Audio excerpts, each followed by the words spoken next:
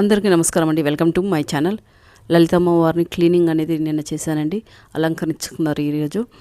తర్వాత వచ్చి ఏంటి విశేషం అంటే, ఈరోజు లలిత అమ్మవారి గుళ్ళో లక్ష్మీ, సరస్వతి, ఆంజనేయ స్వామి విగ్రహాలు, ఇది కలశాలండి, నవగ్రహాలు కలశాలు. లక్ష్మీ వెంకటేశ్వర ఆ పక్క పైన ఉండేది. ఈ తర్వాత మీకు చూపిస్తాను చూడండి, సరస్వతి, ఆంజనేయ స్వామి, లక్ష్మీదేవి ఉన్నారు ఆ విగ్రహాలు. పొద్దున ఈరోజు 3 ముక్కలు నేను మా తమ్ముడు భార్య ఇద్దరం వెళ్ళామండి. పూర్ణ హోమం అని చేశారు. అది చూడండి 4 అయిపోయింది. అది ఫస్ట్ ఉన్న అమ్మాయి మా తమ్ముడు భార్య. తర్వాత వచ్చి మేము హోమం అనేది చూసుకొని అక్కడ విగ్రహాలకి పాలాభిషేకం చేసుకొని మళ్ళీ వాటర్తో క్లీన్ చేసుకొని తుడిచేసి పసుపు, గంధము, కుంకుమ అనేది పెట్టి అలంకరణ అనేది చేసుకున్నామండి విగ్రహాలన్నిటికీ.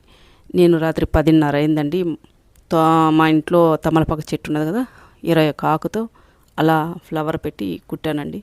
అమ్మవారు అండి లలిత అమ్మవారు. ఈ పక్క ఉండేది లక్ష్మీదేవి, ఆ పక్క ఎడమ వైపు సరస్వతీదేవి ఉన్నదండి, కుడివైపు లక్ష్మీదేవి. ఆమె పరమటి సైడ్ ఉండదండి, కాబట్టి చూపిస్తున్నానండి. అంత బాగుంది తెలుసు అమ్మవారు. చాలా బాగా నిజంగా ఎవరు సేవ చేయాలని ఉంటే వాళ్ళే వస్తారు, చేస్తారు, చూస్తారు కూడా. ఆ నుంచి వచ్చి సరస్వతీదేవి, లలితమ్మ అయిపోయింది.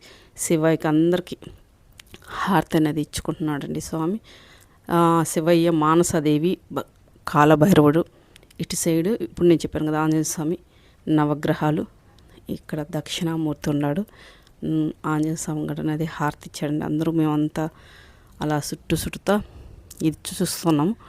మళ్ళా వచ్చి దీనికి ముందు పువ్వులు ఇచ్చాడు. అన్ని విగ్రహాలు మీ చేత పెట్టుకోండి అమ్మా అనేసి అలా పెట్టుకున్న అన్ని విగ్రహాలు ప్రదర్శన అనేది చేసుకున్నామండి. 3 ప్రదర్శనలు అందరం వెళ్ళాము.